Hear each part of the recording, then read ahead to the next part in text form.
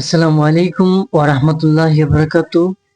তো আজকে অ্যাকাউন্টিং চ্যাপ্টারে কি ফার্স্ট ক্লাস হতে যাচ্ছে। তো আপনারা অনেকে আছেন যে ইকুয়েশন নিয়ে অনেকে ওয়ারিড করেন যে এত বড় টেবিল আমি কিভাবে নির্ণয় করব, এই টেবিলের এই নামগুলো বা হেডারের নামগুলো আমি কিভাবে মুখস্থ করব। তো এই নিয়ে আপনারা অনেকেই একটা কমপ্লেক্সাইটি বা ডিফিকাল্ট সিচুয়েশনে থাকেন। তো ডোন্ট ওয়ারি, मैं हूं ना। So let's dive in main class.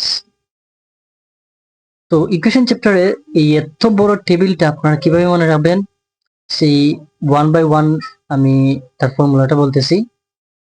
How to create a equation table. Equation টেবিলের আমাদের যে পার্টগুলো আছে, ফার্স্ট পার্ট আসে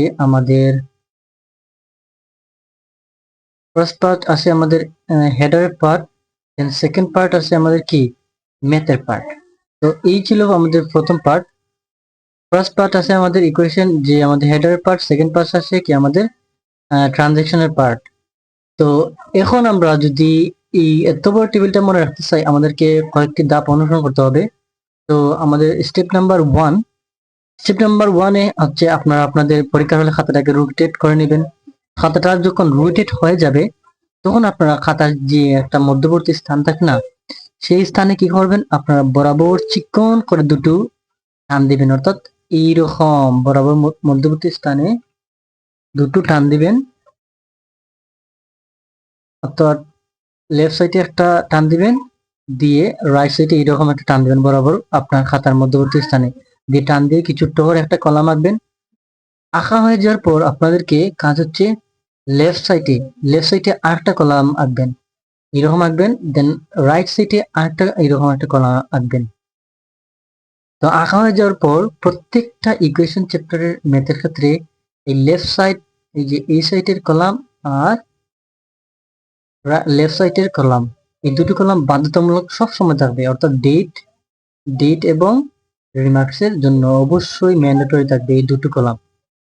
আর আমাদের স্টেপ নাম্বার 2 হচ্ছে আমাদেরকে কি করতে হবে, রো অঙ্কন করতে হবে। কি করতে হবে, র কোনটাকে বলে ভাই, এই যে এইটা এইরকম টান দেয়া, এটাকে কি বলে, র বলে। আর এইরকম টান দেয়া এটাকে কি বলে, কলাম বলে। যখন আমরা এই রো যে আঁকবো, কিসের উপর ডিপেন্ড করে আঁকবো, সেই রো আমরা আঁকবো আমাদের ম্যাথের উপর ডিপেন্ড করে আঁকবো। রিপিট, আমাদের এই যে ট্রানজাকশনের দেয়া আছে, একটা দেয়া আছে, এদিকে আমাদের ট্রানজাকশন করা দেয়া আছে, এটার উপর ডিপেন্ড করে আমাদের রো অঙ্কন করতে হবে। একটা দেয়া আছে, দুটো দেয়া আছে, তিনটা দেয়া আছে, চারটা, পাঁচটা, ছয়টা, সাতটা, আটটা, নয়টা, 10টা, 11টা ট্রানজাকশন দেয়া আছে।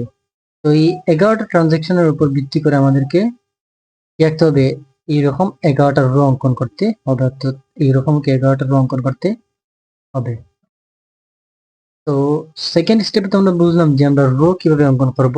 রো অঙ্কন করব আমরা আমাদের ম্যাথের উপর ডিপেন্ড করে। এখন আমরা স্টেপ নাম্বার 2 তে আমরা দেখতে পাবো যে আমরা কলাম কিভাবে অঙ্কন করব। এই যে যে এইরকম যে টান দেওয়া হয়, এটাকে কলাম বলে। এই কলাম আমরা অঙ্কন করব, ডিপেন্ড করবে আমাদের সেম ওয়ে আমাদের ট্রানজাকশনের উপর।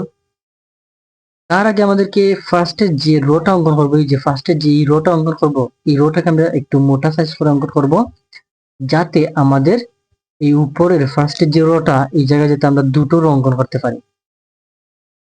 আর এই দুটোর মধ্যে একটা একটা গড় হবে বরাবর হবে এসেটের পাশ, আর একটা হবে লায়াবিলিটি প্লাস অনার্স ইকুইটির পাশ। আর এই এসেটের পাশে আমাদের বাধ্যতামূলক এই যে কলামগুলো বাধ্যতামূলক থাকবে, এইরকম কলাম থাকবে। এসেটটা থাকবে বাধ্যতামূলক, অ্যাকাউন্ট রিসিভেবল থাকবে বাধ্যতামূলক। আর লায়াবিলিটি প্লাস অনার্স ইকুইটিতে বাধ্যতামূলক ভাবে থাকবে আমাদের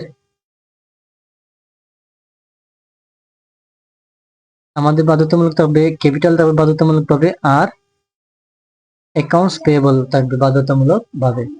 আর অ্যাসেট পাশে বাধ্যতামূলক ভাবে যে কলামগুলো থাকবে, ক্যাশের কলাম থাকবে আর অ্যাকাউন্ট রিসিভেবলের কলাম থাকবে।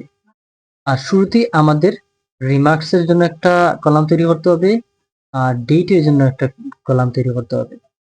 তো টোটাল যদি আমি ডেট আর রিমার্কস ধরি, তাহলে টোটাল আমাদের অ্যাসেটের পাশে গড় থাকবে, একদম ম্যান্ডেটরি থাকবে, ডেটের থাকবে, ক্যাশে থাকবে, অ্যাকাউন্ট রিসিভেবল থাকবে।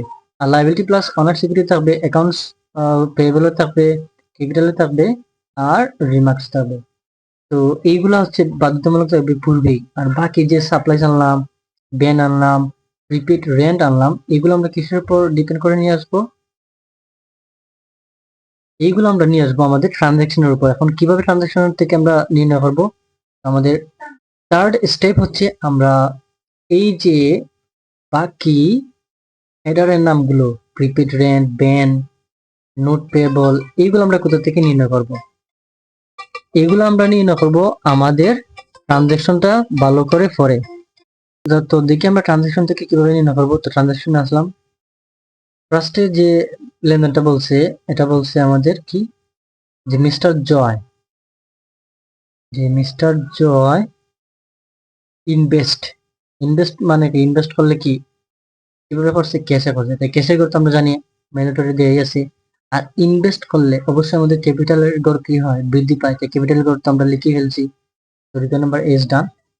রিকোয়ার নাম্বার 2 তে বলছি পারচেজ এ ব্যান। তো ব্যানের জন্য আমাদের এই এফেক্টের পাশে এই যে ব্যানের জন্য একটা গড় নিলাম। দেন বলছে যে পেড, ক্যাশে করছে। তো ক্যাশের জন্য তো একটা গড় লিখে ফেলছি। এখন এই ব্যানটা যে আমরা ক্রয় করে নিয়ে আসছি, আমরা কিসের মাধ্যমে নিয়ে আসছি? নোট পেয়েবলের মাধ্যমে। তাই নোট পেয়েবল যেহেতু একটা দায়, তাই আমাদেরকে দায়ের পাশে আমাদের একটা কলাম অঙ্কন করতে হবে। এই যে আমরা আমাদের নোট পেয়েবলের জন্য কি একটা কলাম অঙ্কন করে নিলাম। তারপর আমাদের যে থার্ড ট্রানজাকশন বলছে পেড 5,000 টাকা ফর কি? Office rent. কয় মাসের জন্য দিছি? 2 মাসের জন্য ভাড়া দিলাইছি আমি, অফিসের ভাড়া।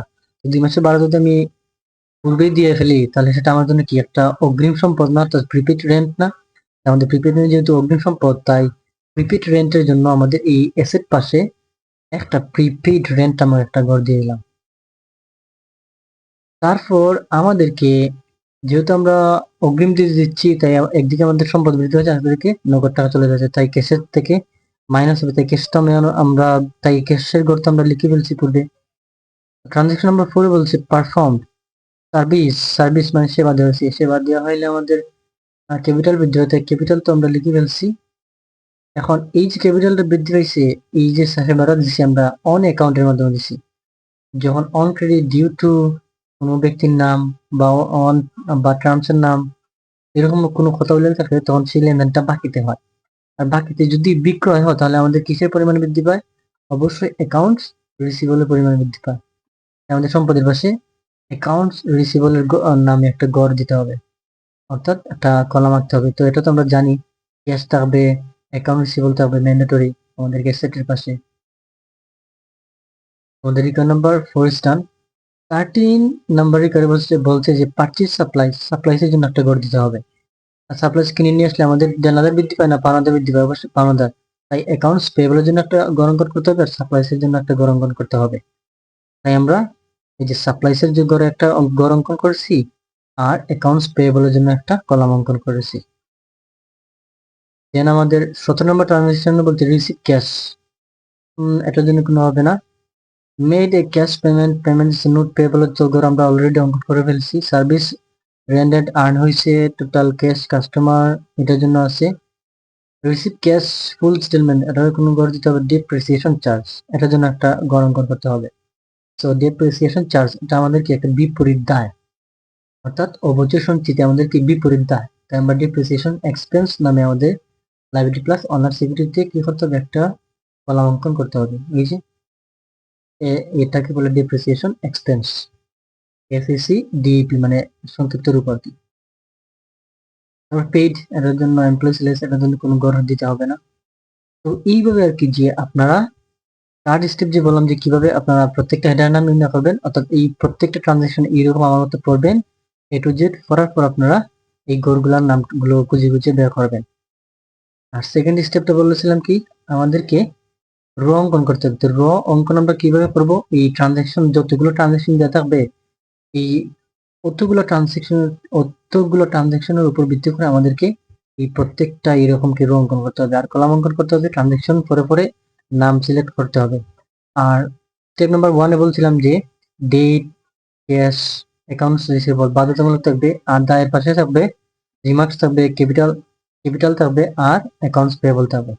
তো এই ছিল আমাদের অ্যাকাউন্টিং ইকুয়েশনের চ্যাপ্টারে আমাদের এই টেবিল নিয়ে বিস্তারিত আলোচনা।